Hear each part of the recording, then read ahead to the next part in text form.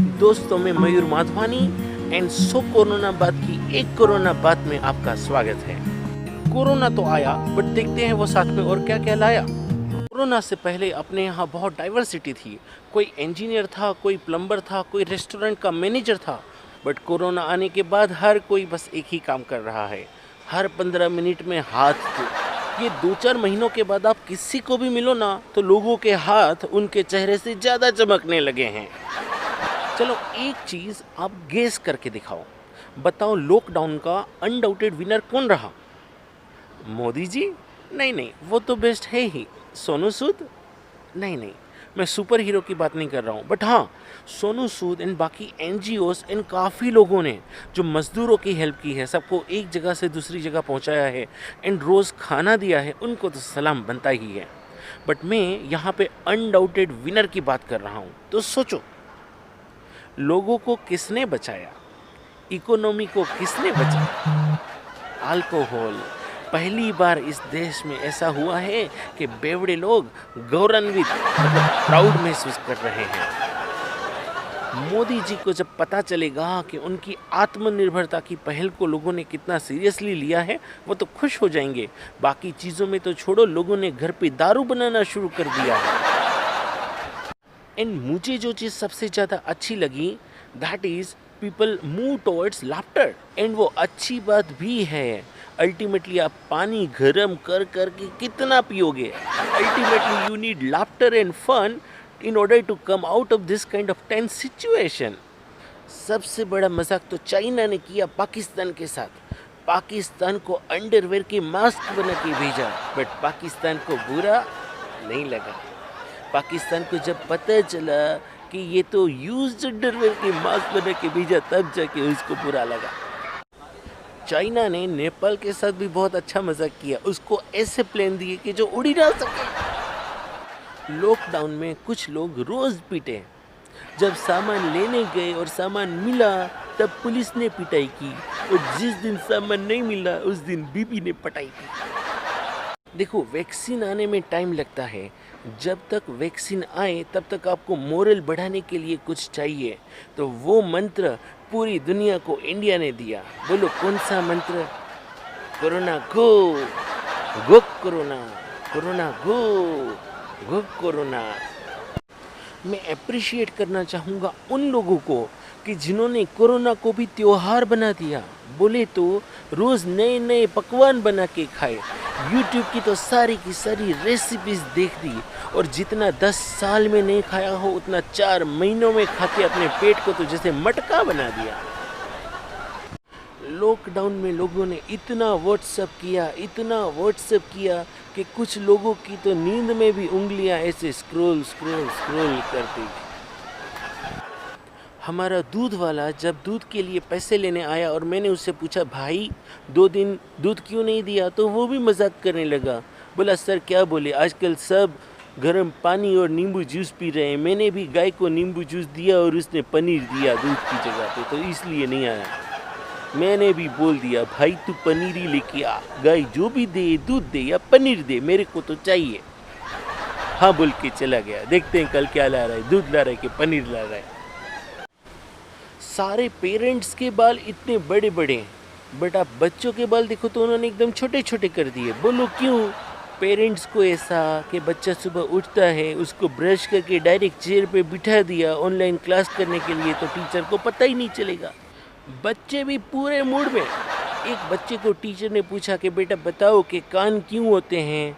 तो बच्चा बोला कि मैडम कान इसलिए होते हैं कि आप धागा लगा सको मास्क का। ऑफिस का वर्क फ्रॉम होम, बच्चों का लर्निंग फ्रॉम होम, एंड घर का काम ऑल्सो फ्रॉम होम।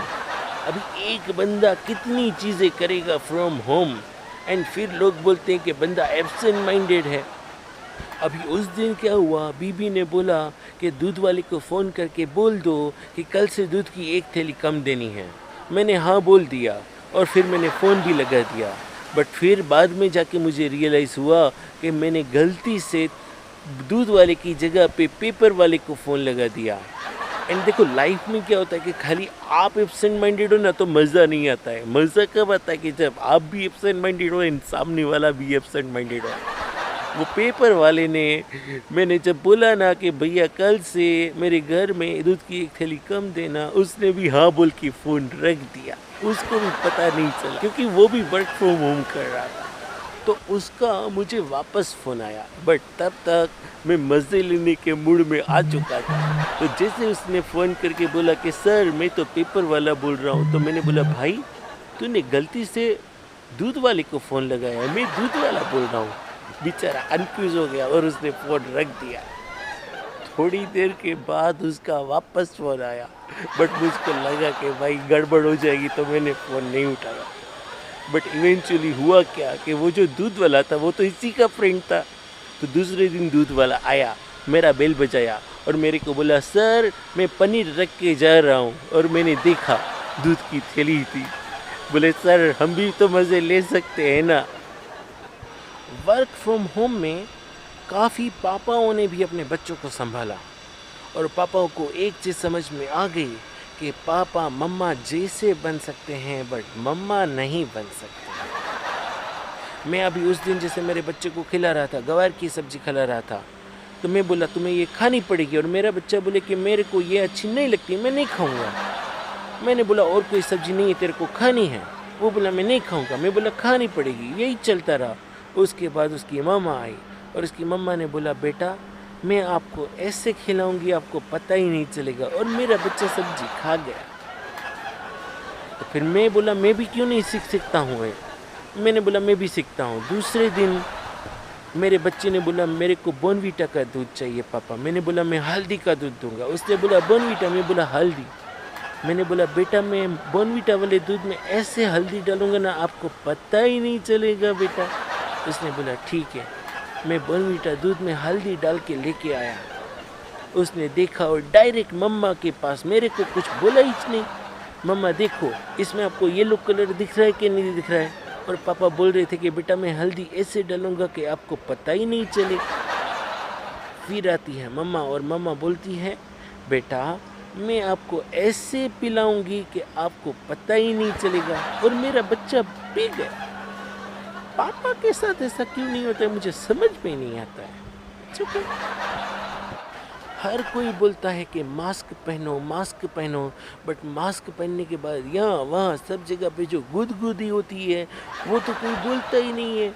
देखो दोस्तों उसका मतलब ये नहीं है कि मास्क नहीं पहनो, बट उसका मतलब है कि बाहर मत निकलो। देखो बाहर निकलोगे आपको कोरोना होगा, हॉस्पिटलाइज करना पड़ेगा, और वहाँ पे वेंटिलेटर्स है ही नहीं, आपको ऑक्सीजन मिलने ही नहीं वाला है। उसके अच्छा तो घर में पंखे के नीचे बैठ के जितना ऑक्सीजन लेना हो लेते रहो, बाहर मत निकलो। बचपन से क्या बहुत बार सुना था कि ऊपर वाला जब देता है तो छप्पड़ फाड़ के देता है, पर उसका मतलब कभी समझ में नहीं आया। वो तो अब जाके समझ में आया। कोरोना, फ्लड, अर्थक्वेक, टिड्डियों का हमला, भाई आपको 2020 मिला है कि हमारे साथ 2020 खेलने के लिए। दोस्तों विघ्नहर्ता गणपति बापा की चतुर्थी है, तो सबको गणेश चतुर्थी की बहुत बहुत शुभकामनाएं। आप हंसते रहिए और अपनों को ऐसे ही हंसाते रहिए। आपको ये वीडियो अच्छा लगा है तो लाइक, सब्सक्राइब एंड शेयर करना मत भूलिए कि जैसे आपके भी अपने हंसते रहें। थैंक यू एंड जय हिंद।